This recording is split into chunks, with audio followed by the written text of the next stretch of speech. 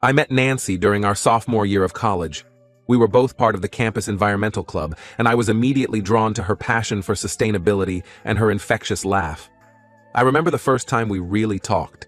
We were planting trees for an Earth Day event, and she had a smudge of dirt on her cheek.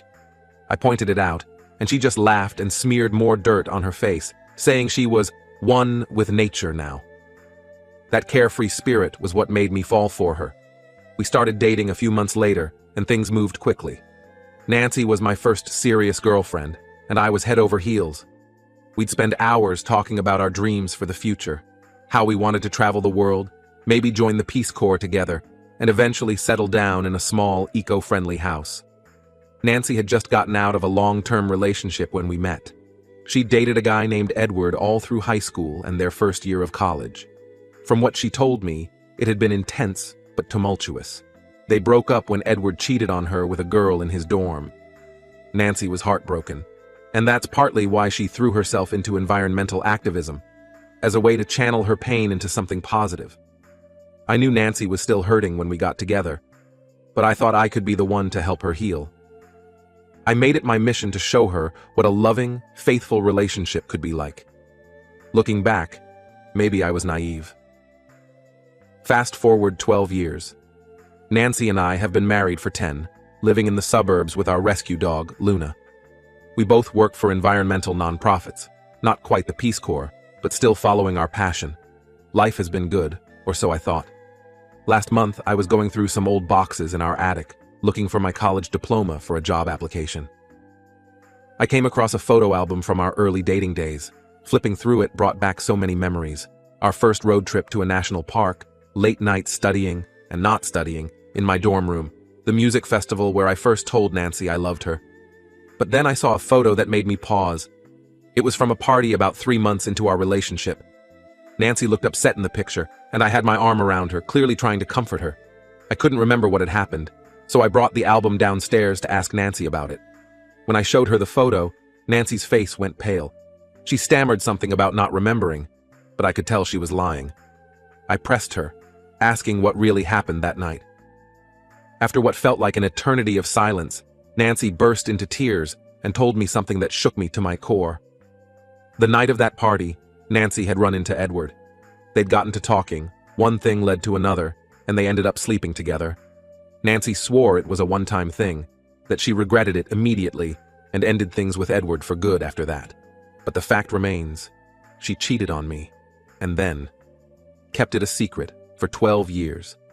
I felt like I'd been punched in the gut. All those years, all those anniversaries we'd celebrated, were based on a lie. I thought back to all the times we'd talked about our past relationships, how Nancy had always maintained that Edward was ancient history. How many times had she looked me in the eye and lied? In the days that followed, I was a wreck. I couldn't eat, couldn't sleep. I'd catch myself staring at Nancy, trying to reconcile the woman I loved with this person who could betray me so deeply. Nancy was beside herself with guilt, constantly apologizing and swearing that nothing like that had ever happened again. But the more I thought about it, the more questions I had. If Nancy could lie about this for so long, what else might she be hiding? I started obsessing over every business trip, every girls' night out, every time she was late coming home from work. Had there been other men? Other betrayals? I confronted Nancy with my suspicions, demanding to know if there was anything else she needed to tell me. She hesitated, and my heart sank. There was more. Nancy admitted that around the same time she slept with Edward, she had also kissed another guy at a party. She swore it was just a drunken mistake, that it didn't go any further than that, but by this point, I didn't know what to believe anymore. I found myself revisiting every moment of our relationship, wondering what was real and what was a lie. I thought about the necklace I'd given Nancy for our first anniversary, a little silver tree to represent the day we met. She'd cried when I gave it to her, saying it was the most thoughtful gift she'd ever received. Now I wondered if those tears were from guilt rather than joy. The worst part was realizing how easily Nancy had been able to lie to me all these years. We'd built a life together, shared our deepest secrets, or so I thought, planned for our future, and all that time, she'd been carrying this secret.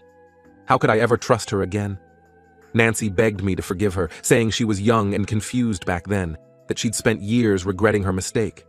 She swore she'd been faithful ever since, that she truly loved me and had committed herself fully to our relationship. But her words felt hollow in the face of such a long-standing deception. I found myself pulling away from Nancy, unable to be close to her physically or emotionally. The thought of her with Edward kept playing in my mind like a horror movie I couldn't turn off. I'd wake up in the middle of the night, drenched in sweat, from dreams of Nancy leaving me for Edward. Our friends started to notice something was off. We'd always been the couple that everyone else looked up to, the high school sweethearts who made it work. Now we were barely speaking to each other at social gatherings. I made excuses about stress at work, not ready to share the truth. I didn't know what to do. Part of me wanted to fight for our marriage, to believe that we could work through this. We had built a life together, our little eco-friendly house that we'd spent years making as sustainable as possible, our shared dream of eventually starting an animal sanctuary. Could I really throw all that away? But another part of me wondered if I could ever truly trust Nancy again. The foundation of our relationship felt irreparably damaged. Every time Nancy told me she loved me, I found myself questioning if it was true. Was I just a safe option for her? Had she settled for me because Edward didn't want a serious relationship? I thought about the life I'd lived for the past 12 years, blissfully unaware of Nancy's betrayal. How many moments had been tainted by this secret? Our wedding day, when Nancy vowed to be faithful to me, had she thought about Edward then? When we bought our first house together, was she imagining a life with someone else? The uncertainty was eating me alive. I'd always prided myself on being a rational, level-headed person, but now I found myself consumed by jealousy and doubt. I'd catch myself scrolling through Nancy's old Facebook photos, looking for any sign of Edward. I even drove by his old house one day, half expecting, hoping, fearing, to see Nancy's car parked outside. I knew this couldn't go on. Something had to change, but I didn't know what. The thought of leaving Nancy was terrifying. She'd been my entire adult life. But staying in this limbo of mistrust and resentment wasn't sustainable either. As I write this, I'm sitting in our spare room, where I've been sleeping for the past week. Nancy is downstairs, probably crying again. I can hear her moving around, but I can't bring myself to go to her. I'm lost and don't know what to do next. Has anyone been through something similar? How do you rebuild trust after such a long-standing lie? Is it even possible? Any advice would be appreciated. Update 1. It's been a month since my last post, and I wanted to give an update on my situation. Things have been complicated, to say the least. After my initial post, I decided I needed some time away from Nancy to clear my head. I packed a bag and went to stay with my older brother, Mark, for a week. Mark and I have always been close, and he was the only person I felt I could confide in about what was happening. Mark was furious when I told him about Nancy's infidelity. He never really liked Nancy, always saying she seemed flighty and unreliable. I had chalked it up to brotherly protectiveness, but now I wondered if he had seen something in her that I had been blind to. During my week at Mark's, I did a lot of soul-searching. I thought back to the early days of my relationship with Nancy, trying to see if there were any red flags I had missed. I remembered how Nancy would sometimes get quiet and distant when we ran into people from her past. At the time, I had attributed it to her introverted nature, but now I wondered if there was more to it. I also thought about Edward, the ex-boyfriend I had never met, but who now loomed large in my mind. Nancy had always described their relationship as intense but toxic. She told me stories about Edward's jealousy, how he would accuse her of flirting with other guys and start huge fights. I had felt sorry for Nancy, proud that I could offer her a more stable, trusting relationship. The irony of that thought now was not lost on me. When I returned home after the week away, Nancy and I had a long, intense conversation. I told her how deeply her betrayal had hurt me, not just the act itself, but the years of deception that followed. Nancy cried and apologized profusely, swearing again that nothing like that had ever happened since. I decided to give our marriage a chance, but I made it clear that things needed to change. I told Nancy that I needed complete transparency from her going forward. This meant open access to her phone, email, and social media accounts. She agreed without hesitation, even offering to delete her social media altogether if it would help me trust her again. However, as the weeks went by, I found myself constantly checking Nancy's messages and emails. It was exhausting and made me feel terrible, but I couldn't stop. Every time Nancy's phone buzzed, I felt a pang of anxiety. Was it Edward? Some other man I didn't know about? This wasn't the kind of relationship I wanted, but I didn't know how else to rebuild trust. About 2 weeks ago, something happened that made everything even more complicated. I was going through some old boxes in our attic, still looking for that elusive college diploma, when I came across Nancy's old journals from college. I know I shouldn't have, but I couldn't resist reading them. What I found shook me all over again. In her journal entries from around the time we started dating, Nancy wrote about feeling torn between me and Edward. She described Edward as her true love and wondered if she was settling by choosing me. There were entries where she compared us, listing pros and cons. It was painful to read how uncertain she had been about our relationship in those early days. One entry, in particular, stood out to me. Nancy had written about a night when Edward had shown up at her dorm room, drunk and begging for another chance. She wrote about how tempted she was to take him back, how alive he made her feel. But she also wrote about me, describing me as safe and stable. She concluded the entry by saying she was choosing me because it was the smart choice, but that she would always wonder about Edward. Reading these words felt like a knife to my heart. All this time, I had thought I was Nancy's first choice, her true love. But now I wondered if I had just been the safe option, the reliable guy she settled for because Edward was too volatile. I confronted Nancy about the journals. She was upset that I had invaded her privacy, but tried to explain that those were just the confused thoughts of a young girl. She insisted that she chose me because she truly loved me, and that her feelings for Edward faded quickly. But I couldn't shake the feeling that I was her second choice, that she had settled for me because Edward didn't want a serious relationship. To make matters worse, I found out through a mutual friend that Edward had recently moved back to our city. He's single and has been reaching out to old friends, including some that Nancy and I still hang out with. I can't help but worry about them potentially reconnecting. When I asked Nancy if she'd had any contact with Edward since he moved back, she hesitated before saying no. But I caught a flicker of something in her eyes that made me doubt her. I hate feeling this way, constantly suspicious and uncertain. Our friends have started to notice that something's off between us. We've been avoiding social gatherings, making excuses to stay home. I'm afraid of running into Edward at a party or event. I'm also terrified of Nancy seeing him again and old feelings resurfacing. Last weekend, we ran into one of Nancy's old college friends at the farmer's market. The friend mentioned that there was talk of a college reunion next year. The thought of Nancy potentially seeing Edward at this reunion filled me with dread. When I brought it up later, Nancy got defensive, accusing me of not trusting her. But how can I, given everything that's happened? I'm trying to work on our relationship, but it feels like every step forward is followed by 2 steps back. Nancy has suggested we see a marriage counselor, but I'm hesitant. I'm not sure I want to air our dirty laundry to a stranger, and part of me worries that a counselor might try to minimize Nancy's betrayal or pressure me into forgiveness before I'm ready. I love Nancy, but I'm starting to wonder if love is enough. Can I ever fully trust her again? Am I always going to be looking over my shoulder, waiting for the other shoe to drop? I don't know if I have it in me to live like this long term. I'm at a crossroads and don't know which way to turn. Part of me wants to fight for our marriage, to believe that the life we've built together is worth saving. But another part wonders if it's time to walk away, to give myself a chance at a relationship built on honesty from the start. As I write this, Nancy is downstairs making dinner. I can smell her vegetarian lasagna, my favorite dish. It's such a normal, domestic scene, but it feels like there's an ocean between us. I don't know how to bridge that gap, or if I even want to try. Any advice or perspectives would be greatly appreciated. How do you move forward when the past keeps pulling you back?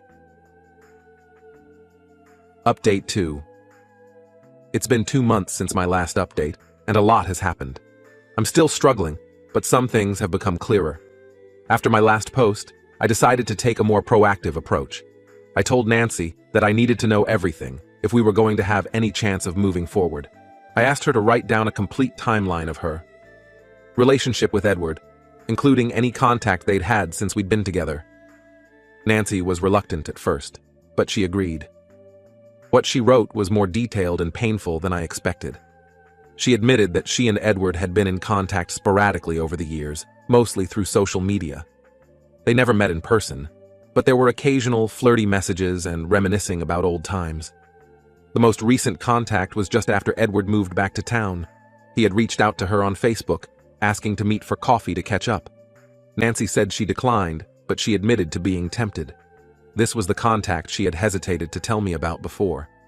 Reading all of this was like a punch to the gut. Even though there hadn't been any physical cheating beyond the initial incident, the emotional connection Nancy maintained with Edward felt like a betrayal all over again. I confronted Nancy about why she kept in touch with Edward all these years. She broke down and admitted that part of her had always wondered, what if? She said she loved me and our life together, but Edward represented a road not taken, and she had a hard time letting go of that completely. This admission led to a huge fight. I felt like I'd been living in the shadow of Edward for our entire relationship without even knowing it. Nancy tried to explain that her feelings for Edward were just nostalgia and that I was the one she truly loved and chose every day. But her words rang hollow after everything I'd learned. In the heat of the moment, I told Nancy I wanted a separation. The look of shock and hurt on her face almost made me take it back, but I knew I needed time and space to think clearly. I've been staying at a friend's place for the past 3 weeks. Being away from Nancy has given me some perspective. I've realized that while I still love her, I'm not sure I like the person she is anymore. The Nancy I fell in love with wouldn't have maintained a secret emotional connection with an ex for years. During this separation, I've been reflecting on our relationship and noticing things I had overlooked before. I remembered how Nancy would sometimes get defensive when I asked about her past, or how she'd change the subject when Edward's name came up in conversations with old college friends. At the time, I thought she was just trying to move on from a painful chapter in her life. Now, I wonder if she was hiding her lingering feelings for him. I've also been thinking about our future plans and how they've changed over the years. When we first got together, Nancy and I talked about joining the Peace Corps, about traveling the world and making a difference. Somewhere along the line, those dreams got scaled back. We settled for jobs at local nonprofits, bought a house in the suburbs. I always thought it was a natural part of growing up. But now I wonder if Nancy was holding back, keeping her options open in case Edward came back into the picture. Nancy has been calling and texting constantly, begging for another chance. She says she'll do anything to make things right. She's offered to cut off all contact with Edward and even suggested we move to a new city for a fresh start. She's talked about quitting her job and recommitting to our old dreams, joining the Peace Corps or starting that animal sanctuary we used to talk about. Part of me wants to believe her and try to salvage our marriage. We have a life together, a home, shared friends. The thought of starting over at 32 is terrifying, but a larger part feels like too much damage has been done. I'm not sure I can ever look at her the same way again. I've started individual counseling to help sort through my feelings. It's been helpful to have an objective perspective. My counselor has encouraged me to take my time making any big decisions and to focus on what I truly want, not just what I think I should do. For now, I'm focusing on healing myself. I've thrown myself into work, taking on a new project at the nonprofit that's challenging but rewarding. I've also started hitting the gym regularly and reconnecting with old friends I'd lost touch with over the years. It feels good to have goals and relationships that are just for me, not tied to my relationship with Nancy. Last week, I ran into Edward at a local coffee shop. It was surreal, finally putting a face to the name that's caused so much turmoil in my life. We didn't speak, but he clearly recognized me. I spent the rest of the day in a daze, wondering if he ever thinks about the pain he's caused, if he even knows the full extent of it. I still don't know what the future holds for Nancy and me. Some days, I miss her terribly and want nothing more than to go home and try to work things out. Other days, the thought of reconciliation makes me feel physically ill. I'm trying to take it one day at a time and trust that the right path will become clear eventually. For now, I'm committed to being honest with myself about my feelings and needs. That's something I've realized I wasn't always doing in my marriage, too focused on being the perfect husband to acknowledge my own doubts and insecurities. Whatever happens with Nancy, I want to carry that lesson forward. I'm grateful for all the advice and support I've received here. It's been a comfort knowing I'm not alone in this struggle. I'll update again when I have more clarity on my next steps. Update 3. It's been 6 months since my last update, and I've made some big decisions. After 3 months of separation, I filed for divorce. It wasn't an easy choice, but I realized that I couldn't move past the betrayal and years of deception. The trust was irreparably broken. Nancy didn't take the news well. She pleaded for another chance, promised to change, and even suggested we start over completely. New city, new jobs, everything. But I knew in my heart that it wouldn't solve the underlying issues. The divorce process has been difficult. Dividing up our life together is painful, and there are moments when I second-guess my decision. Deciding what to do with our house, the one we'd put so much work into making eco-friendly, was particularly tough. In the end, we decided to sell it and split the proceeds. Telling our friends and family about the divorce has been challenging. Most have been supportive, but some think I'm overreacting to ancient history. My brother Mark has been my rock through all of this, offering a spare room when I needed it, and just listening when I needed to vent. I've had to distance myself from those who don't understand or respect my decision. It's been hard losing some friendships, but I've realized that true friends will support you even if they don't agree with your choices. Speaking of Edward, I found out through mutual friends that he and Nancy have been spending time together. Apparently, they ran into each other at a local coffee shop shortly after I moved out, and they've been reconnecting since then. While it hurts, it also confirms that I made the right decision. Their relationship, whether platonic or romantic, is no longer my concern. I've been focusing on rebuilding my life as a single person. I've moved into a new apartment in the city, closer to work, and to the kind of active, environmentally conscious lifestyle I've always wanted. I've taken up new hobbies, joined a rock climbing gym, and started taking cooking classes. It's been fun learning new skills and meeting new people. I've even started dating casually. It feels strange after being with Nancy for so long, but also exciting. I'm not looking for anything serious right now, just enjoying getting to know new people without the pressure of commitment. Work has been a great distraction. I've thrown myself into a new project at the nonprofit, working on a campaign to protect local wetlands. It's challenging and sometimes frustrating, but it feels good to be making a difference. I'm even considering going back to school for a master's in environmental science, something I'd always wanted to do, but had put off. Looking back, I can see red flags I missed in our relationship. Nancy always had a way of minimizing my feelings or turning situations around to make herself the victim. I realize now that this was a pattern throughout our marriage, not just with the Edward situation. I'm not angry anymore, just sad for what could have been. But I'm also hopeful for the future. For the first time in a long time, I feel like I'm being true to myself and my own needs. To anyone going through something similar, my advice would be to trust your gut. If something feels off in your relationship, it probably is. Don't ignore those feelings or let someone convince you that you're overreacting. I don't know what the future holds, but I'm looking forward to finding out. Thank you to everyone who offered support and advice throughout this journey. It's been a tough road, but I'm finally starting to see the light at the end of the tunnel.